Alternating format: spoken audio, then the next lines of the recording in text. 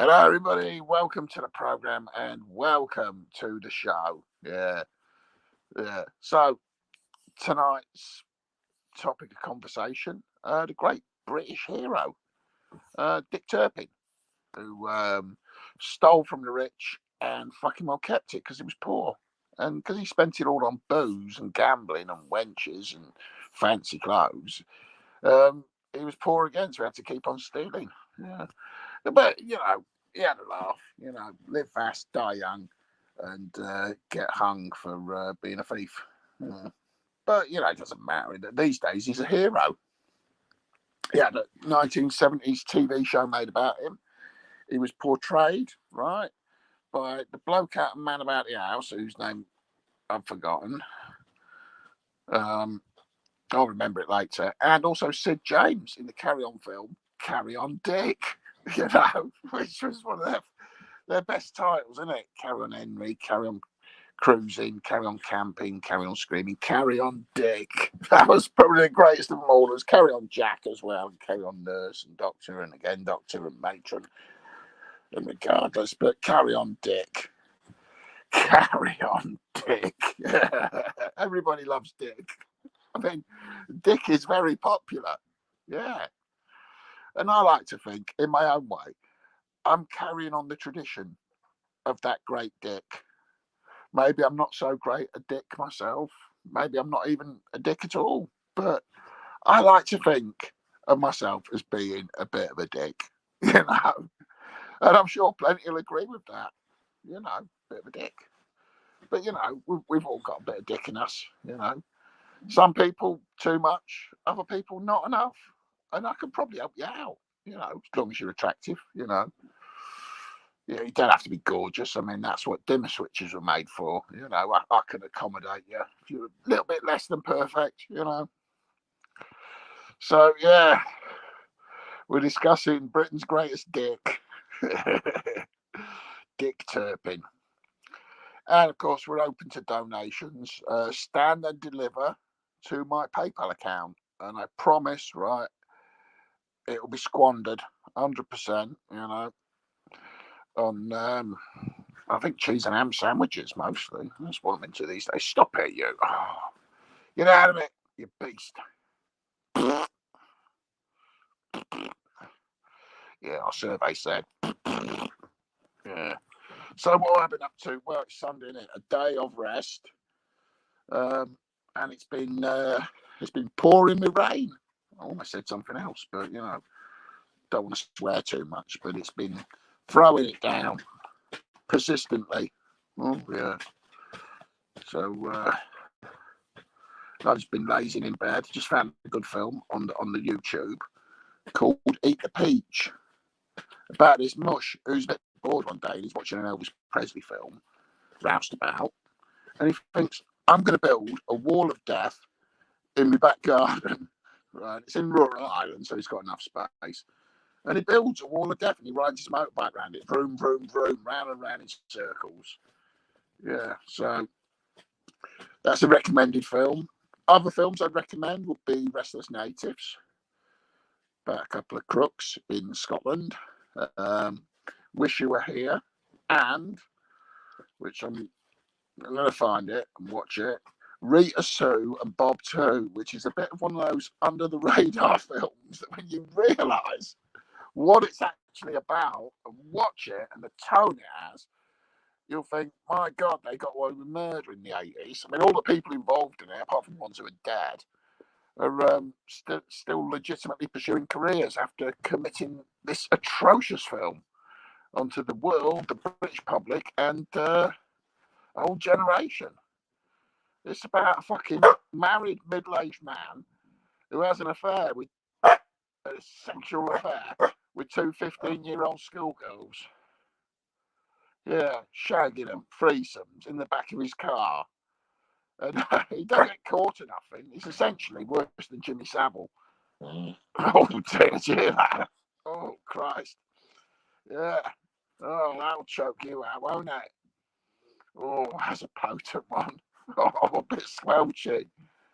Oh, I better check I haven't soiled myself. Yeah, I farted. Yeah. You don't like it?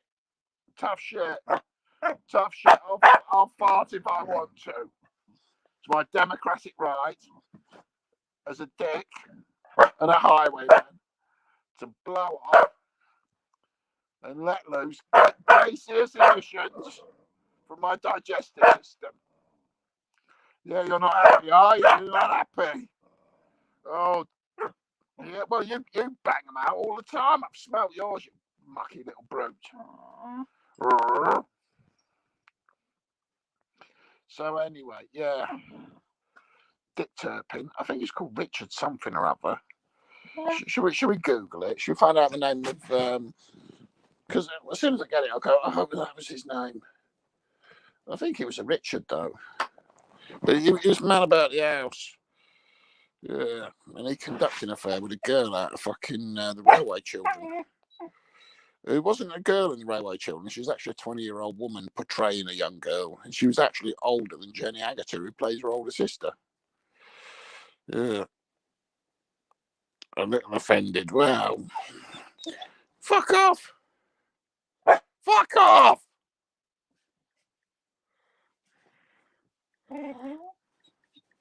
I need to find out the name of the actor who's in Dick Turpin. TV 70s. Yeah, shut up. It's nothing to do with you.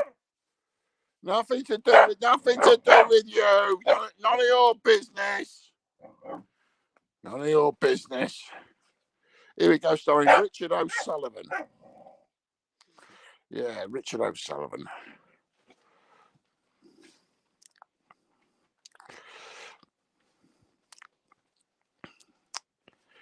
Richard O'Sullivan, born 7th of May 1944, an English comedy actor known as Robert Tripp, Man About the House, Robin's Nest.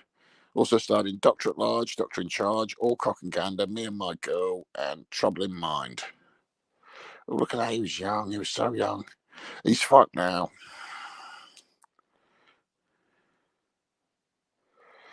Later life. He has lived in Brinsworth House, a retirement home for entertainers in Twickenham, since suffering a stroke in 2003. Yeah. He largely retired from public life in 1996. His last appearance on television was a guest in the 1999 edition of This Is Your Life, held in honour of his Doctor co-star George Layton. O'Sullivan has been the subject of that show in 1974. In 2006, he recorded commentary for the DVD release of Carry On Teacher. Carry On Teacher. Let's calm the dog down. Carry On Teacher. They didn't do a film called Carry On Dogs, did they, though? No. Carry On Up the Kennels? No. They were more interested in English kings and English highwaymen and going on camping and trying to have it off with schoolgirls. Yeah, I mean, Carry On Camping. What did the millennials make of Carry On Camping? Bunch of dirty old men chasing schoolgirls and trying to sneak into their tents. I mean, come on. Oh, it lives a different world. Carry On Camping.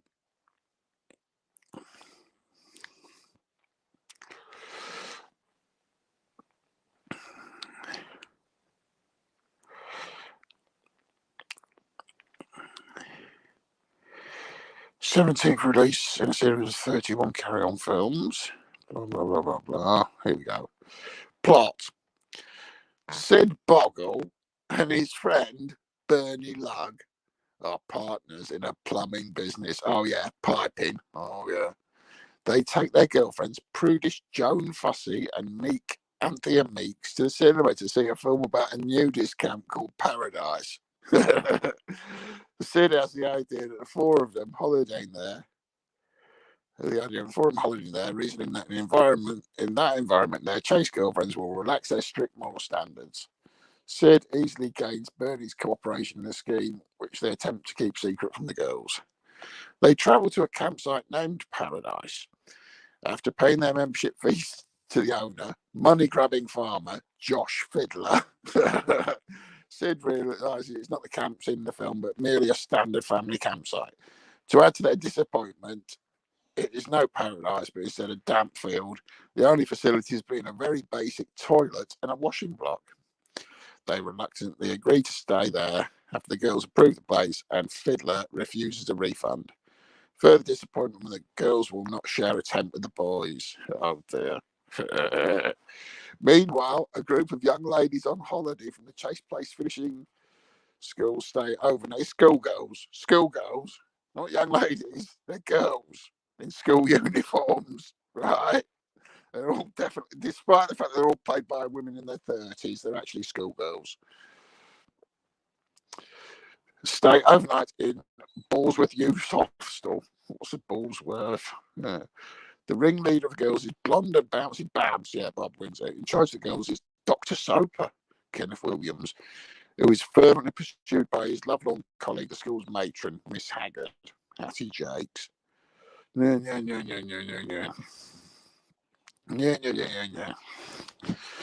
Right. Well, it's really not hilarious enough that. I mean, yeah, it's far filthier, but like her bra flies off and stuff. It's filth. It's absolutely disgusting. It should be banned. I mean, a lot of people said at the time those carry-on films were disgusting. It was moral fucking, decline in society and filth, perversity and all that, like disgustingness. And yeah, that's the only way to go, isn't it? Really, schoolgirls and that. Yeah, terrible.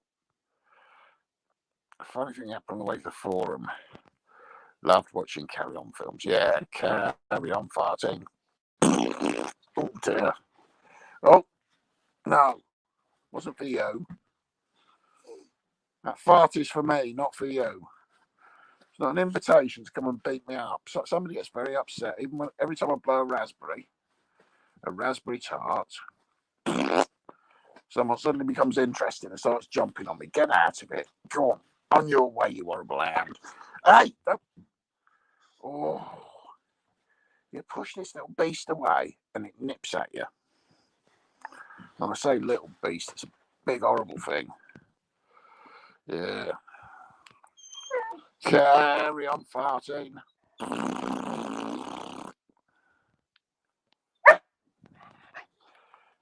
Right. You carry on like that, you're going off to bed. Right? No, I'm not having your nonsense. So anyway, I watched this film, Eat the Peach. And I want to watch 80s films. Eat the Peach, Paper House, Wish You Were Here, Rita Sue and Bob too. Oh dear. It's not a sequel. It wasn't like there was Rita Sue and Bob, and then this is Rita Sue and Bob too. It's like Rita and Sue, and then there's Bob joins in too. Not that there was much to join in with, but yeah, he's like he's this married bloke, right? These two schoolgirls come round to mind the kids. And he goes, "Oh, I'll give you a lift home," and he drives them up to this remote place, and he's there going, "Yeah, you girls courting yet? Do you know what condom is?" He's like grooming them in his car, probably a Ford Capri or something like that. And he's shagging them, and one of them has a look at his nub. She goes, "Fucking hell, looks like a frozen sausage." And she's there going, "Hurry up, it's my turn." He shags a pair of them in his car. It was a right flash Harry who fancied himself. But carrying on with schoolgirls when you're married with a family, right, he definitely is. And apparently they're 15 years old. Although the actresses who portrayed them were both in their 20s, and he was 40. Hang on. Oh, have that right on you. Oh, I farted on you. Come on. I should knock you unconscious. Oh, dear. Yeah, can that happen? Can a fart smell so bad that if you smell it, you faint? Oh, dear. Oh, fainting would be a blessing. The smell of that. Oh, Christ, what have I been eating? Oh, that's horrible, that is. It's not the worst, but it's far from fucking pleasant. I love doing farts that don't smell, you know, like really dry farts, you know. They come out like people are like, oh goodness, no. And it's like, oh, it's odorless. You know, odorless farts. I mean, we ought to be building underwear with a filtration system in it. Because, I mean, I think farts are funny, right? Farts are funny. They are. Farts are funny. But the fucking smell is fucking horrible and obnoxious. It's just disgusting. I remember once camping when we were kids, right? In the back garden. And it was a Sunday night. We'd been eating sprouts. Loads of them. We were all banging off. Stinking, especially me. Well, I think it was only me, to be honest. They had extra sprouts that day. But I was doing these farts, and it was fucking horrible. I ended up on my own that night. Yeah, well, anyway, farting is funny, you know. Farts are funny. Funny farts. Anyway. Oh, yeah, when people fart in their sleep, and you're like, ah. What are you going to do? Wake them up and go, oh, you dirty fucker. What the fuck was that? But what is quite funny is when you wake yourself up to fart, and you're just there. You wake up, and you're like, what? What's that? And you go, oh, Christ. Oh, worst time to fucking wake up. There's a fucking toxic aroma. Oh, dear. But yeah, Brussels sprouts, they're real fucking nightmare fuel. You know, they'll bless you with the stink. Oh, real smelly farts. Oh, smelly farts. Yeah, farts that smell.